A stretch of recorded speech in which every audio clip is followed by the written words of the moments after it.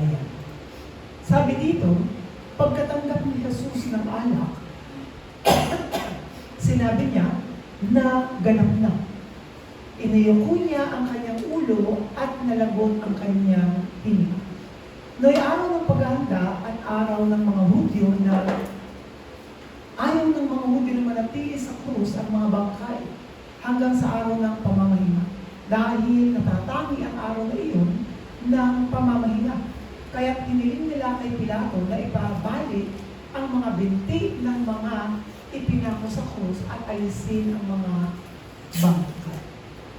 So, pinaka-focus ng ating scripture sa libong ito is kung paano tinapos ni Kristo ang lahat ng bagay. At nang sinabi niya sa krus ng Kalbaryo, ito ay naganap na. Ano ba ang ibig sabihin ng sinabi ni Jesus na naganap na? Ang ibig sabihin ng pagkakaganap ay ang completion ng tinatawag nating gospel. What is the completion of the gospel? Nung si Jesus, nung sinabi niya ito ay tapos na, ipinapahayag niya dito na ito ang laging ipagtutuon ng mga mananampalataya at ng mga aalala sa Kanya. Na lahat ng paghihirap ni Jesus, yun ang conclusion ng ating pananampalataya.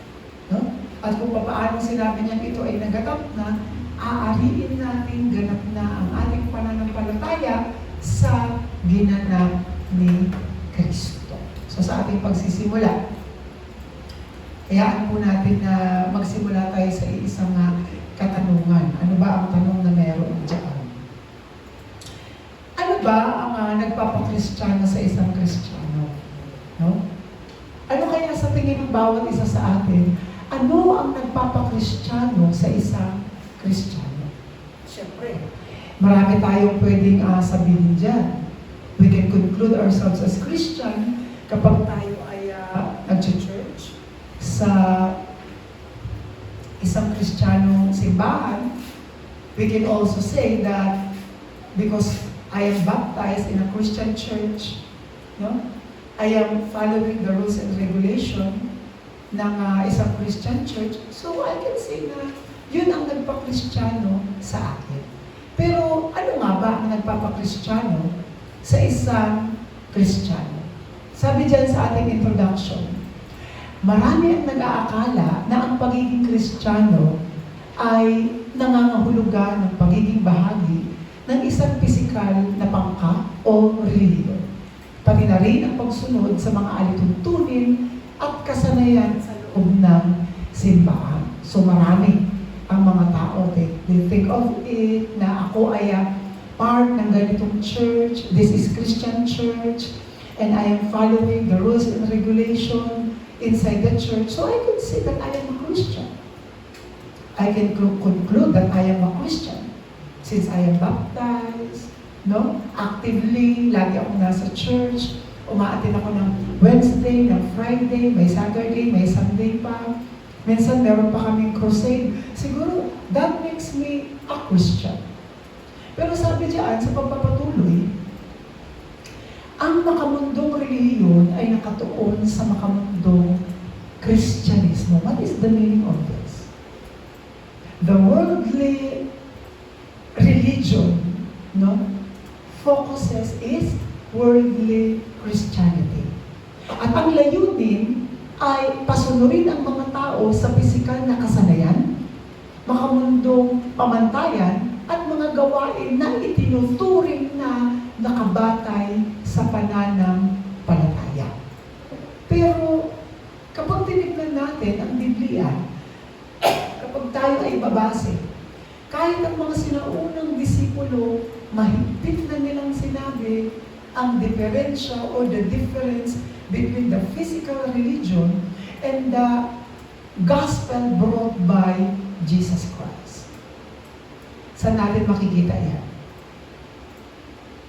Ngunit ang mga ito ay bunga ng sinaunang kasalanan na nakatuon lamang sa sarili at hindi kay Jesus. Genesis 3, 6, and 11. Self-centered, material-centered, and physical success-centered.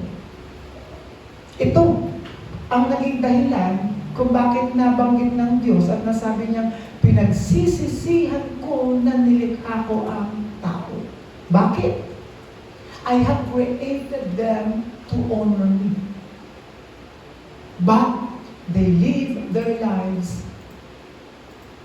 centered sa kanilang sarili. Material-centered. At physical success-centered. So alam naman natin yan. Ito yung panahon na nahulog ang tao sa kasalanan. Naging focus nila ang kanilang mga sarili. Sa panahon ni Noah, which is mas importante pa ang mga physical at material na bagay. At sa panahon ng Tower at Babel, no, importante yung physical success where sila ay nagtayo ng tore para lang matanyag ang kanilang mga pangalan. Ito ang bunga ng physical religion or physical Christianity na tinatamasa ng mga churches. Ngunit hindi nauuwi at nasasalig sa ginawa ni Jesus, sa buhay ni Jesus, sa kamatayan at sa tinapos ni Jesus. That's why at the end of the day, ang mga churches, ang encouragement sa mga tao, be holy. Maging matuwid. Kaya mong gawin ang mga bagay na ito. Magpaka, dalubhasa ka. But at the end of the day, there is spiritual emptiness. Kaya maraming mga Kristiyano ang pagod sa kanilang pananampalataya. Kaya bakit natin laging sinasabi sa ating iglesia na ang pagiging Kristiyano ay ang pagtutuon kay Jesus. Hindi ito nakatuon sa ating mga sarili, sa mga bagay na kaya natin gawin, sa mga bagay na kaya natin i-provide. Anong ibig sabihin? Ang mga ito ay bunga ng sinaunang kasalanan na nakatuon lamang sa sarili at hindi kay Kristo. Ano ang sabi diyan sa pagpapatuloy? Sabi sa aklat ng mga Hosea 4:6, kamangmangan sa salita ng Diyos.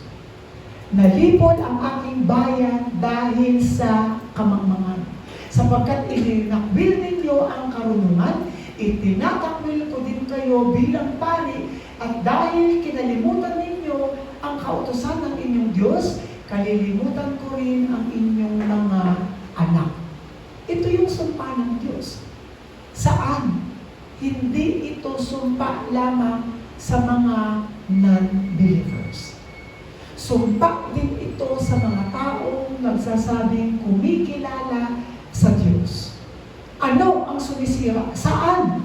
Nalipol ang aking bayan dahil sa kamangmangan. It talks about believers. Nakapatungkol ito sa mga taong nagsasabing sila ay mananampalataya, ngunit lack of knowledge and wisdom regarding God's thing. Dahil ang itinuturo ng church, hindi ang mga bagay na patungkol sa Diyos at ang mga bagay na may kinalaman sa Diyos, ngunit may kinalaman lamang sa pisikal na ideolohiya, filosofiya na nakafocus sa buhay ng tao.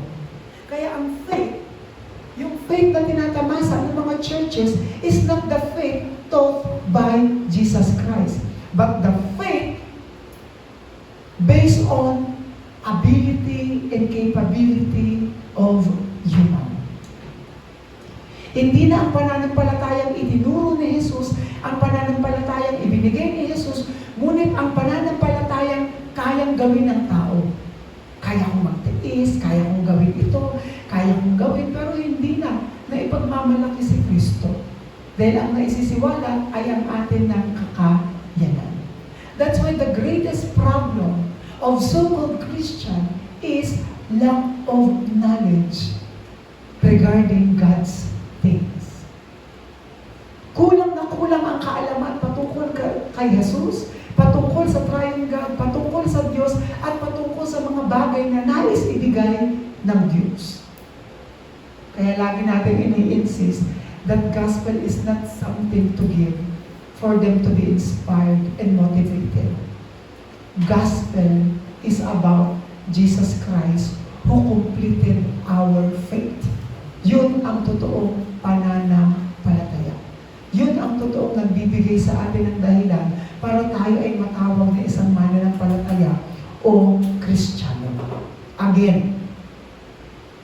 The greatest problem of a Christian is lack of karunungan, lack of knowledge. Patungkol saan? Patungkol sa kautusan ng Diyos. It's all about knowing the things about God. That is Christianity. Hindi ito nababase sa practices natin na every morning dapat magfa-fasting. Hindi iyon nasasalig sa Diyos. Kinumpleto na ni Jesucristo ang ating pananampalataya, kaya marapat lang na ituon natin ang ating paningin doon sa kumukumpleto ng ating pananampalataya. Ano ba? Sabi diyan sa Aklat ng mga Mateo, chapter 15, verse 8 to 9, dahil sa kamangmangan, ang paggalang sa akin ng bayang ito ay pakunwari lamang, sapagkat sa bibig at hindi sa puso ito bumubukal. Walang kabuluhan ang kanilang pagsamba, sapagkat itinuturo nilang galing sa Diyos ang kanilang mga utos. Ito yung ibig nating sabihin. Ano ang isinisiwalat sa loob ng church? Itinuturo nilang galing sa Diyos ang kanilang mga utos. But many Christians are not aware of this. This is the trap, snare, and the frame of physical Christianity. Ngunit hindi ito totoong nanggagaling sa Diyos. That's why inside of church, halos sa pananamit, sa itsura, no? Papaano the way magsalita, hindi ganun ang Christianity. Hindi ganun ang pagsambang nais ng Diyos. It's not about physical practices. It's not about the rules and regulations inside the church. Sinabi ng Diyos, ang paggalang sa akin ng bayang ito ay pakunwari lamang, sapagkat sa bibig lamang ang kanilang pagsamba, hindi sa puso. God is looking for spiritual worship. Kahit gaano ka kabuti at kabait, God is looking what is inside of your heart. Because we can fake everything. Tandaan natin yun. Lahat ng bagay na nakikita natin ay panandalian. So everything that we can see, we can fake all of it. Ang ating pananamit, ang ating itsura, sa ating pananalita, we can fake it. But one thing, ang hindi kayang pasinungalingan, ang katotohanan, si Jesus ang Kristo. Kaya sinabi niya, ako ang daan, ang katotohanan. Kaya dapat maging maingat ang bawat isa sa atin. Lalong-lalo na sa mga tagapagturo. Ano ang content ng ating itinuturo? Ano ang content ng mabuting balita na ating ipinapahayag sa loob ng church? Kung sila ay malilid hindi kay Kristo, there is a terrible conclusion sa kanilang buhay. Dahil kamatayan at pagkasayang ng walang hanggan ang kanilang tatamasahin. Kaya lagi natin ini-insist. Bakit lagi natin itinataas si Jesus?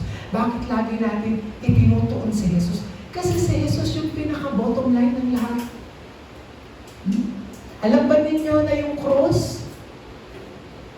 Ito yung cross, wala nang lalampas dyan.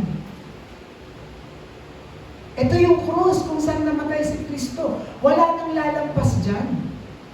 Walang kabaitan, walang fasting ang lalampas sa krus ng Kalbaryo. Alam niyo kung bakit? Kapag lumampas ka sa krus, ibig sabihin, pinalitan mo na si Kristo. Walang nakalampas sa krus. Sino lang ang nakalampas sa krus at nagtagumpay? Si Kristo. Nung si Kristo ay lumampas sa krus, siya ay umupo sa kanan ng Diyos. Walang nakaupo sa kanan ng Diyos maliban kay Kristo. Kaya kahit anong gawin natin, no, baguhin man natin ang ating sarili sa pananampalataya. Looks, we are educated, no? We talk like professionals. Hindi malalampasan doon ang ginawa ni Kristo sa krus ng Kalbaryo. Tandaan natin yun. Si Jesus lang ang tumapos ng mga bagay na hindi natin kayang gawin. So that no one can boast. Kaya kung meron man tayong i-boast about our faith, we will be boasting about Christ. Tandaan natin yun. Walang nakalampas sa krus. Ngayon, makakalampas lang tayo sa krus sa tuwing pinanghahawakan natin kung ano ang ginawa ni Jesus, ano ang tinapos ni Kristo, at pinanghawakan natin kung ano ang kanyang pangako.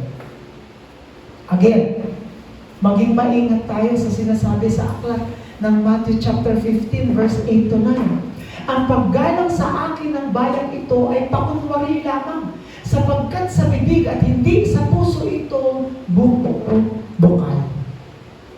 Walang kabuluhan ang kanilang pagsamba, sapagkat itinuturo nilang galing sa Diyos ang kanilang mga utos. Dito sinabi ni Jesus, the difference of teaching between what?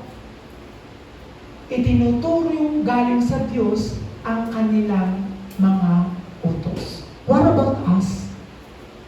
Sa ating mga churches, sa loob ng church na meron tayo, what is the content of the teaching or preaching that we are receiving?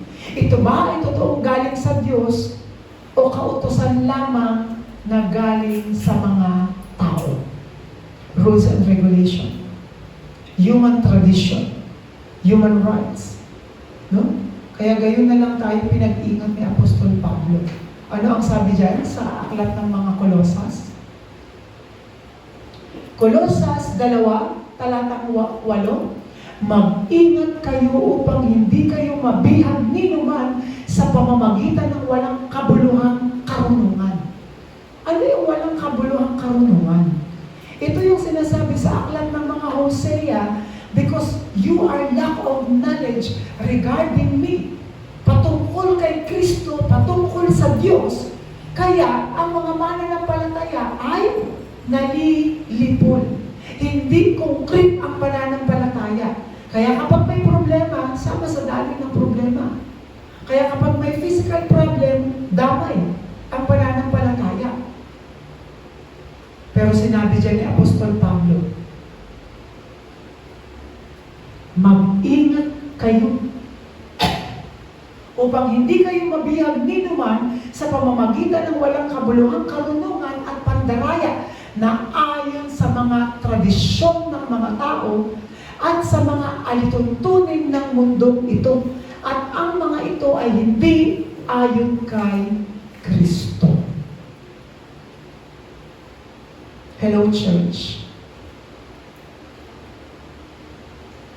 Right? At alam naman natin ngayon, karamihan sa mga heresy, no? Sobrang dami ng mga members, pero hindi nakatuon kay Kristo.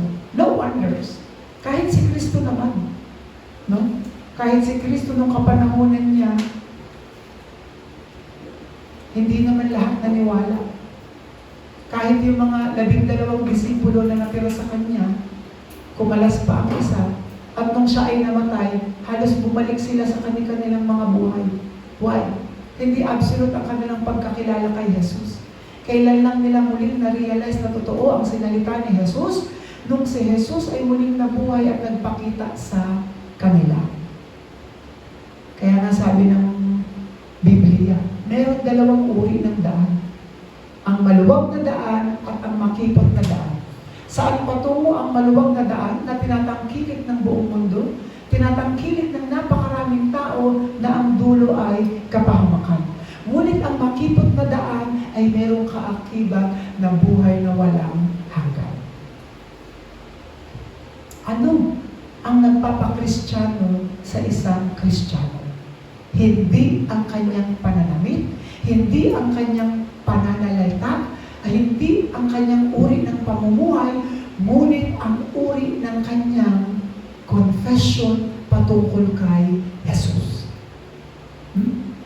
Ang kanyang pananampalataya ay nasasalig kay Kristo, hindi sa pananampalatayang kaya niyang gawin, kaya niyang umpisahan at kaya niyang tapusin. Uulitin ko, walang pananampalataya sa tao na lumampas sa krus ng Kalbaryo. Si Jesus lang ang lumampas sa krus na ang tinuro niyang pananampalataya, yun ang dapat nating angkinin at paniwalaan. Kaya sinabi sa aklat ng mga Romans chapter 10:17, kaya ang pananampalataya ay nagsisimula sa pakikinig at pakikinig. At ang salitang ito ay patungkol kay Jesus. No? Huwag tayong madadaya pag may lumapit, pumunta kayo dito, nagpapagaling. That is not the focus of pananampalataya. Pumunta tayo dito. No? Kaya sinabi ng mabuting balita, kapag mayroong nagpakilalang nandyan ang Misaya, huwag kayong maniniwala. Na dumating na ang Mesyas, huwag kayong maniniwala. Kaya darating si Kristo nang walang nakakaalam. Pero anong sinasabi ng mga reliyon? Ito ang totoong Kristo. Ito ang totoong mabuting balita. Walang totoong mabuting balita kung hindi nakatuon kay Jesus. Ngayon kung akala mo mabuting balita, babaguhin mo ang isang tao, babaguhin mo ang buhay niya, no. Kahit hindi ka siguro maniwala kay Jesus, pwede kang magbago. Dahil ang totoong binabago ni Jesus, yung ating destination mula sa kamatayan, tayo ay may buhay na walang hanggan. Yun ang totoong binabago ni Jesus. Mula sa pagiging alipin ng Diablo, anak ng Diablo, tayo ay naging anak ng Diyos. Yun lang ang binago at tinapos ni Jesus. Pero yung physical life na meron tayo, trabaho mo yan. Nasa sayo kung ano yung buhay na gusto mo. Hindi pa kikialaman ng Diyos yan. Part ng ating free will yan. Pero hindi natin kayang panghawakan o hindi natin kayang i-touch yung spiritual life na si Kristo lang ang gumawa. Kaya at the end of the day, yung ating pananampalataya na nakakapit kay Kristo na siyang nag-complete ng ating pananampalataya. Kaya, ano ang susunod dyan? Para sa ating main, the prophecy of the coming Messiah. What is the prophecy of the coming Messiah? Ano ang nagpapakristyano sa isang Kristiyano? Ay ang kanyang pagtotoo. Ano ang pagtotoo ng isang totoong mananampalataya? Ang propesiya patungkol sa darating na Mesias. Sa Genesis 3:15, it talks about the woman's offspring na dudurog sa ulo ni Satanas. Sino yun? Sino yung woman's offspring na yan? Binhi ng babae. Hindi ito nakapatungkol lang basta sa binhi. It talks about Jesus Christ. It talks about Mary and Jesus. Sino ba ang offspring ng woman? There is only woman's offspring. Jesus Christ. Kasi si Jesus, hindi siya galing sa binhi ng lalaki. Dahil si Mary ay nabuntis, nagdalang tao sa pamamagitan ng banal na espiritu. Kaya si Jesus lang ang nag-iisang woman's offspring. Kaya walang magsasabi, maliban kay Jesus na ako ang Diyos, ako ang Mesiya. Walang iba. No? Walang makapagsasabi na itong taong to, namatay at muling nabuhay. Walang ganun. Si Jesus lang ang gumawa ng mga bagay na yun. Sa Kanya lang. Dahil kapag merong iba na makakagawa ng mga bagay na yun, ibig sabihin, hindi absolute ang pangako ng Diyos. Hindi absolute si Jesus at hindi absolute ang Diyos.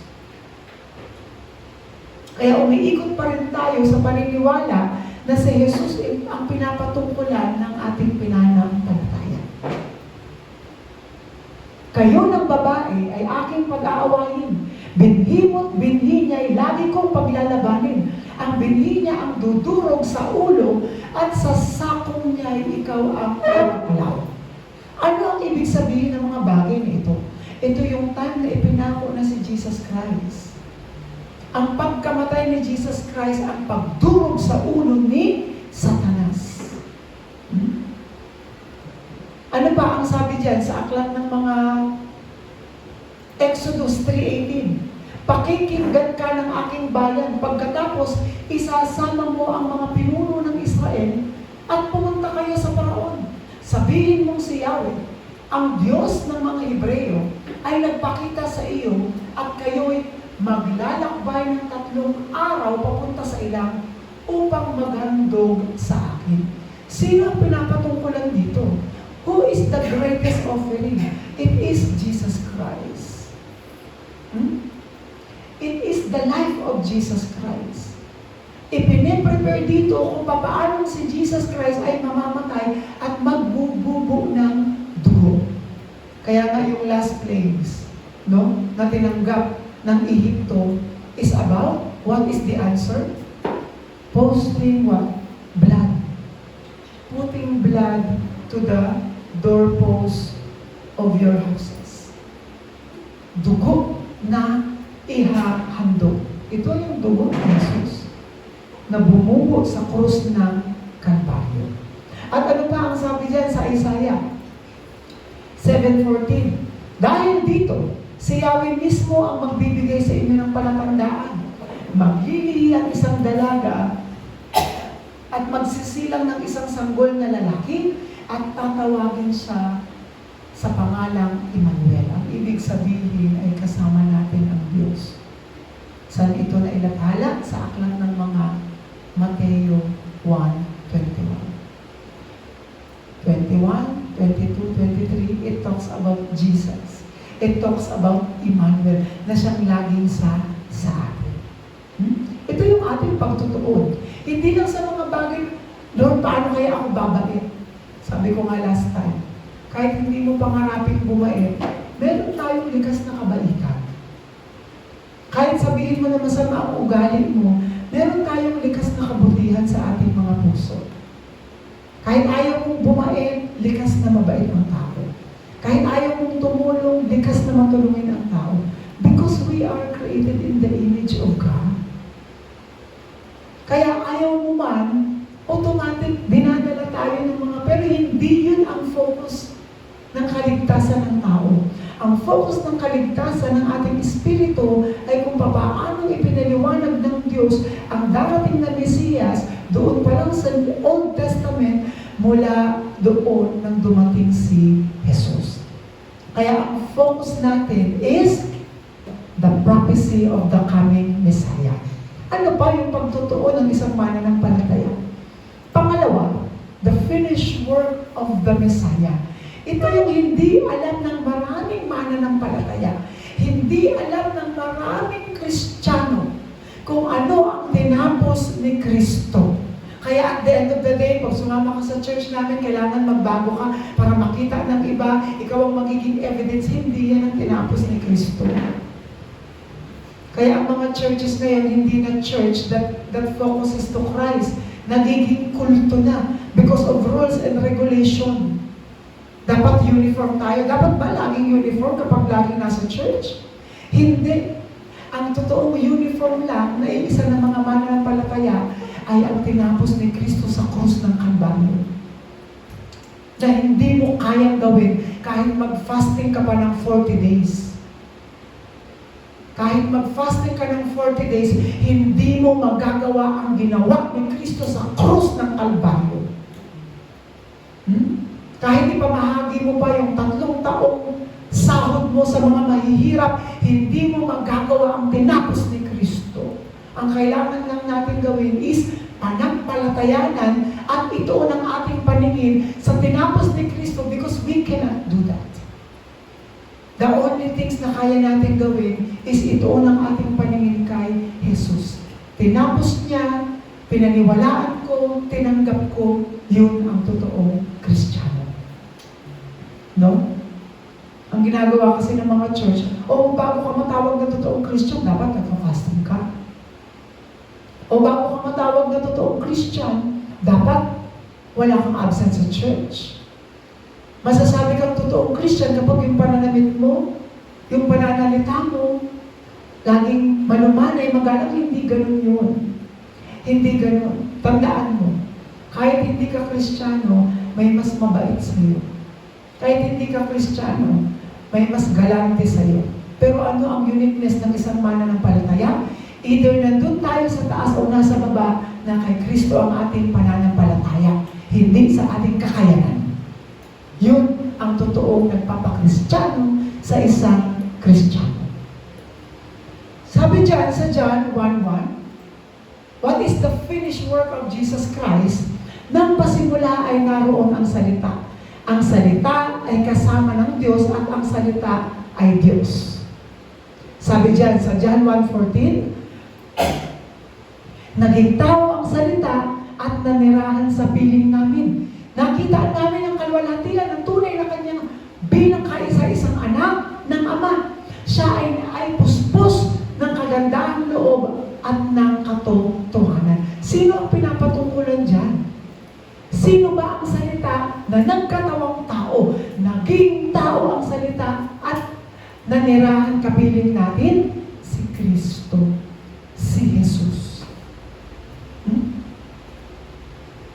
Siya ay mula sa salita, nagkatawang tao. Ano pa ang sunod dyan? Mula sa salita, siya ay nagkatawang tao, nanirahan sa atin, no? Sa kagandahan loob, sino yan? Yan ay anak ng Ama. Wala namang iba. Next, kuya, ano ang susunod dyan? Sabi sa Matthew 16:16, sumagot si Simon Pedro, kayo po ang Kristo, ang anak ng Diyos na buhay. What is the finished work of Jesus Christ? Nung siya ay namatay sa krus ng Kalbaryo. Kasi, kung walang umpisa, ano ang tatapusin ni Jesus? Inumpisa nito sa pagiging propesiya niya at siya ay nagkatawang tao. What is the finished work of Jesus Christ? Nung siya ay namatay sa krus. Kaya sinasabi ng Biblia sa aklat ng mga Roma, ang kabayaran ng kabayaran ng kasalanan ay kamatayan. Hindi natin magagawang bayaran ng ating mga orihinal na kasalanan, spiritual na kasalanan sa pamamagitan ng ating pisikal na buhay. Kaya si Jesus ang nagbaka, siya ang nagdala ng ating mga kasalanan bilang kabayaran. That is the finished work of Jesus Christ na hindi mo na pwedeng simulan kasi nga tapos na. Ang kailangan lang natin gawin, ang ipinapahayag sa loob ng church, sa labas ng church, is ipakilala kung ano ang tinapos ni Jesus na ang mga tao sa paligid natin is paniwalaan din yun. Yun ang magiging Kristiyano at magpapakristyano sa kanila. Hindi ang kanilang observation sa kanilang abilidad at capability na gawing mabuti ang kanilang sarili. Next, ano sabi dyan? Sabi sa John 19:30-31, ang ating binasa kanina, ito ay tinapos na ni Kristo. Tinapos na ni Kristo ang lahat ng bagay. Kaya again, what is our worry? Sabi ko kay Kuya Pepper kanina, kapag tinignan mo yung iyong sarili sa mata ng mundo, manliliit ka. Manliliit tayo. Kapag ang view natin sa ating pagtuon sa ating sarili ay nasa view ng world, manliliit ka. Pero kapag ang view na ating tinitignan sa ating sarili ay view ni Kristo, you are more than the world. Mas malaki tayo kaysa sa mundo. Dahil yung Kristo na tumapos, hindi kayang tapusin ng mundo. Pero tinapos ni Kristo. We are more than the world. Sabi diyan sa pangatlo, the fulfillment of Jesus as the Messiah. Ano ang magpapakristyano sa isang Kristiyano? Kung ang pagtutuunan natin ay ang kalubusan, no? Pagganap ni Jesus bilang Mesiya. Ano ba? Paano ba pinulfill ni Jesus Christ? Romans 10:17, ibinigay niya doon kung ano ang ibig sabihin ng pananampalataya. Ano ang pananampalataya? Ang pananampalataya ay bunga ng pakikinig. At ang pakikinig naman ay bunga ng pangangaral tungkol kay Kristo. Kaya ang totoong Kristiyano na may pananampalataya, dapat patungkol kay Kristo lang ang ating tinatanggap. No? Kung gusto nating maging absolute ang ating faith, dapat absolute din ang word na pinanggagalingan. Who is the absolute? Christ is the absolute. And everything that is belong to Christ is absolute faith. Kung yung pinakikinggan mo, hindi na nasasalig kay Kristo, that is not faith. Pwedeng character development, values education, GMRC. It could be like that. Pero hindi pananampalatayang maituturing iyon. Dahil ang totoong pananampalatayang kinakap ng mabuting balita, tanging salita lamang patungkol kay Kristo. Pangangaral patungkol kay Kristo na pinakikinggan mo ay nagbibigay ng pananampalataya. Kaya if you are listening to GMRC class, values education, character development, hindi yan patungkol kay Jesus. No? Iba ang tinatawag na disiplina physically doon sa pananampalataya. At syempre, maraming mga preacher, no? Mas focus ang values, mas focus ang ethics, kaysa doon sa pananampalatayang itinuro ni Jesus. Kaya maraming Kristiyano ang nag-fail.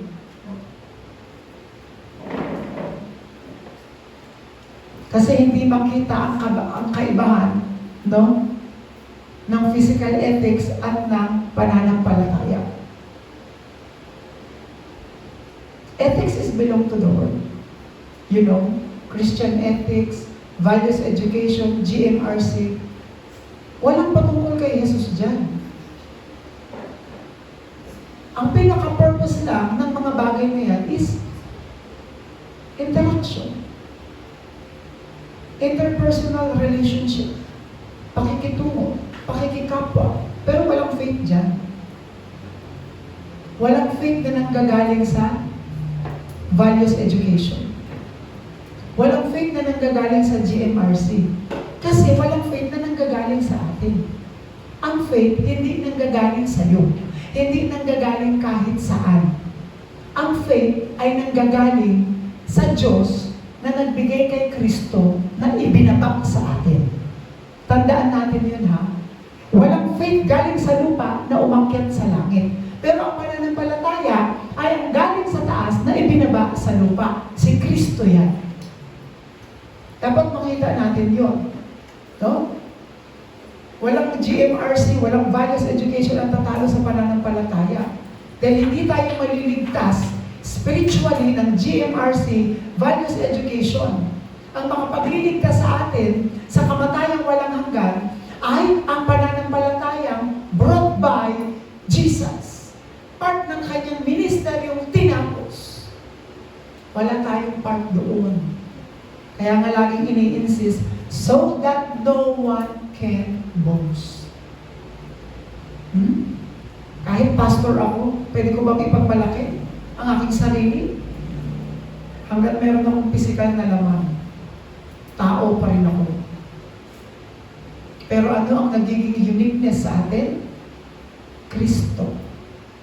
Ano ang nagpapayunik sa ating pananampalataya? Yung tinapos ni Kristo na hindi ko kayang gawin ay nagawa ko na dahil kay Kristo. Sino ang gumawa? Ako? Hindi. Si Kristo pa rin. Kaya nga, lagi kong ini-insist, at the end of the day, makipagmatigasan ka, kay Kristo ka pa rin babalik. Kung ang focus mo ay physical things, maayos na buhay, mapayapang buhay, walang mapayapang buhay. Even Jesus said, I did not come here to give peace. I came here to give sword. No? Ang tatay at ang anak ng lalaki mag-aaway, ang magulang at ang kanyang anak na babae, ang mga manugang, magkakapatid, maglalaban-laban. Ano ibig sabihin ni Jesus? Because we have different kinds of faith. At yung faith na yun, hindi pa nasasalig kay Jesus. Kaya yung ibig sabihin na sword, it is the power of the word of Jesus Christ that can stab even the divided soul. Hebrews chapter 4:12. The word of God is living and active. Yun yung sinasabi ni Jesus na natuturo sa kaibuturan ng ating mga puso para lang malaman natin ang mabuting balita. Kaya ang tao hindi magkasundo, Kahit ang mga relihiyon na hindi magkasundo dahil magkakaiba ng conclusion sa mabuting balita. Pero iisa lang ang sinabi ni Jesus, ako ang daan, ang katotohanan at ang buhay. Kapag hindi natin makita si Jesus bilang daan, katotohanan at buhay, magkaiba tayo ng pananampalataya. Pero tayo nakatuon na kay Jesus. No? Ito ang mahirap, ang mundo ay hindi nakatuon kay Jesus. Ang mundo ay nakatuon sa mundo. Kaya karamihan ng mga churches hindi nakatuon kay Jesus, kundi nakatuon saan? Rules and regulation of the world. Kaya ang pinaglalaban ng maraming preacher, ang pinaglalaban ng napakaraming mananampalataya, physical pa rin, hindi ang spirit. Ano ba ang sabi diyan sa Hebrews chapter 12 verse 2? Ituon natin ang ating paningin kay Jesus. Sa Kanya nakasalalay ang ating pananampalataya. Kasi ang linaw ng sinasabi, kanino nakatuon ang ating pananampalataya? Kanino daw nakasalalay ang ating pananampalataya? Kay Jesus. Kaya ano ang dapat natin gawin? Ituon ang ating paningin. Kanino? Kay Jesus. Bakit kay Jesus itutuon ang ating paningin? Kasi sa Kanya nakasalalay ang ating pananampalataya.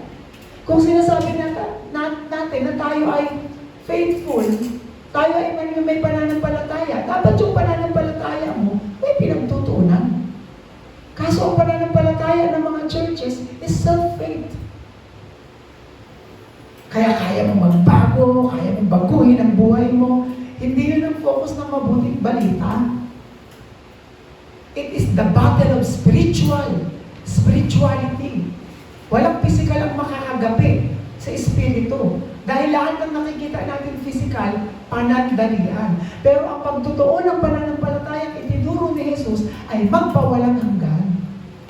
Di ba? Sabi sa Korinto, kaya itinutuon namin ang aming paningin sa mga bagay na hindi nakikita. Dahil ang mga bagay na nakikita ay panandalian, ngunit ang mga bagay na hindi nakikita ay magpawalang hanggan. Eternal life. Spiritual realms. Yan ay magpawalang hanggan. Pero ang focus ng pananampalataya ng Kristiyano, ano ang prayer topic? Sa trabaho. Ano ang pinagpipray ng mga Kristiyano? Physical things. Hindi yun ganun. Dapat yun yung maging malinaw sa lahat ng mananampalataya. Na yung faith natin, our faith belongs to Jesus Christ. Sa Kanyang tinapos. Hindi pananampalataya na mapaayos ang church. Hindi part ng pananampalataya na magkaroon ng church service. Dapat yung van, yung malaki na, yung truck. Walang faith dyan. Kung alam natin na ang Diyos ay Espiritu, ang pina-workout natin, yung spiritual worship na meron tayo. John 4:24. God is Spirit, and His worshiper must worship in spirit and in truth. Because the truth, kahit sa puno lang ng mangga, you can preach the gospel. Ang mahirap, no? Dinadala natin dito sa mundo yung akala natin na part ng world. Hindi. Mali po yun. Kung ang goal natin magparami ng member, para saan? Para saan? Kahit ang church ay nasa ilalim lang din ng kanya-kanyang kapanahunan. Pero ang pinaka-importante, saan ang katuon ng ating pusong isipan? Dahil sa kagalangang naghihintay sa Kanya, hindi niya inalintana ang kahihiyan ng pagkamatay sa krus. Again, saan tinapos ni Kristo? Sa krus. At saan nagkaroon ng kaganapan ang Kanyang pagkamatay sa krus? Siya ngayon ay nakaupo sa trono ng Diyos. It's about the cross and throne. Doon lang umiikot ang ating pananampalataya. Hindi dahil sa pinag-pray mo o nabinyagan ka, hindi ganun yun. Ang pananampalatayang ina-counted ng Diyos ay nagsimula at nagtapos sa krus ng Kalbaryo at nabigyan ng katuparan sa trono ng Diyos. They don't know about this. Maraming mananampalataya hindi alam ang patungkol dito.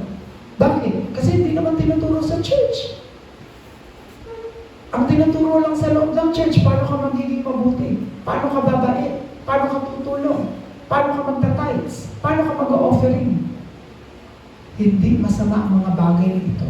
Pero maigi na ituturo natin ang totoong konklusyon ng pananampalataya. Because at the end of the day, faith is individual. Ang pananampalataya ay hindi parang set na kailangan mong iparehistro. One by one tayong haharap sa Diyos. Yun ang totoong rehistro. Si Kristo ang ating rehistro. Hindi ikaw. Hindi ang kakayanan mo. Si Kristo ang totoong rumehistro sa atin. Walang iba. Kaya ano ang nagpapakristyano sa isang Kristiyano? Si Kristo. Ang ginawa ni Kristo, ang ginawa ni Kristo sa krus ng Kalbaryo, at ang kanya sinakatuparan sa trono ng Diyos. Wala nang iba. Wala nang iba. For our conclusion, sabi diyan, Acts 1:8, sabi pa diyan, Acts 1:1, mahal kong Theophilo, sa aking unang aklat ay isinalaysay ko ang lahat ng ginawa at itinuro ni Jesus buhat ng pasimula. Ito ang totoong pananampalataya. Nasasalig lang sa ginawa ni Jesus.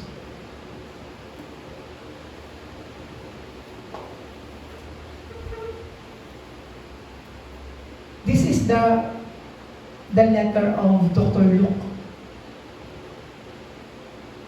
kay Theophilo. Nung siya ay sumulat, ano daw? Yung letter na ito, sa aking unang aklat, isinalaysay ko ang lahat ng ginawa at itinuro ni Jesus. Witness. Siya ang totoong Kristiyano. At nagiging Kristiyano lang tayo kung yung ating confession at nilalaman ng ating buhay pananampalataya ay ang ginawa, tinapos ni Jesus at ang kanyang isinakatuparan. Siya ay nabuhay, namatay muling nabuhay sa krus at umakyat sa kanan ng Diyos, sinakatuparan ang kanyang pagiging Kristo. All in all, Christ finished everything. Yun ang nagpapakristyano sa Kristiyano. Ang buhay ni Kristo. Now, we are all registered Christian. Hindi dahil nakasek ang ating church. Registered Christian na tayo kung ang ating paningin ay nakatuon kay Kristo. Hindi yung ating abilidad o hindi yung ating gawa. O mabait ako kaya I'm Christ. Hindi ganun yan. Hindi ganun. Sabi nga sa book ng Matthew, pagsamba ng bayan ito, kunwari, lip service. Dahil ito ay sa physical lamang sa kanilang pananalita. Ano ba ang sabi dyan sa ating konklusyon? Magtuon sa walang hanggang tipan. Eternal covenant. Ito yun. Walang hanggang tipan. Kristo. Tipan sa Old Testament hanggang sa boundary ng New Testament hanggang sa umakyat sa Jesus Christ. That is walang hanggang tipan. Yun ang totoong pinanghahawakan natin bilang isang mananampalataya. Okay, bless you in the name of the Lord Jesus Christ. Huwag tayong malilito sa ating buhay pananampalataya. There is no requirements. There's no physical requirements for our faith. Christ did. Ang kailangan lang natin gawin, alalahanin si Jesus, tangkilikin si Jesus, tumuon kay Jesus. Yun ang magbibigay sa atin ng buhay na walang hanggan. No? Kaya tignan niyo yung ibang mga Kristiyano, nawawala pa rin ng kaligtasan. Kaya pag nagkaroon ka ng kasalanan, ng kaligtasan mo, mawawala. No. Salvation is God's identity. Tandaan natin yan. Salvation is God's credibility. Kaya kapag naniwala ka ang kaligtasan mo ay nawawala, ibig sabihin, yung Diyos na sinampalatayanan mo ay hindi totoo. Kaya ang Diyos hindi pwedeng magsinungaling. Totoo siya. Sige po, at may sandaling manalangin. Aming Diyos, maraming salamat sa pag-ibig mo. Salamat sa pagbibigay mo sa amin ng buhay na walang hanggan at kung paano ikaw ay nagbigay sa amin ng kumpleto at konkretong salita na bubuo at magdadala sa aming pananampalataya. Yun ay si Jesus na siyang Kristo sa aming buhay. Pagpalain mo po ang salitang na ipahayag, maging kalakasan namin ito hanggang sa kami ay magkita at mamuhay, Panginoon, sa pananampalataya kay Jesus na siyang Kristo. Salamat po at minamahal ka namin. Ito po ang aming panalangin sa pangalan ni Jesus. Amen.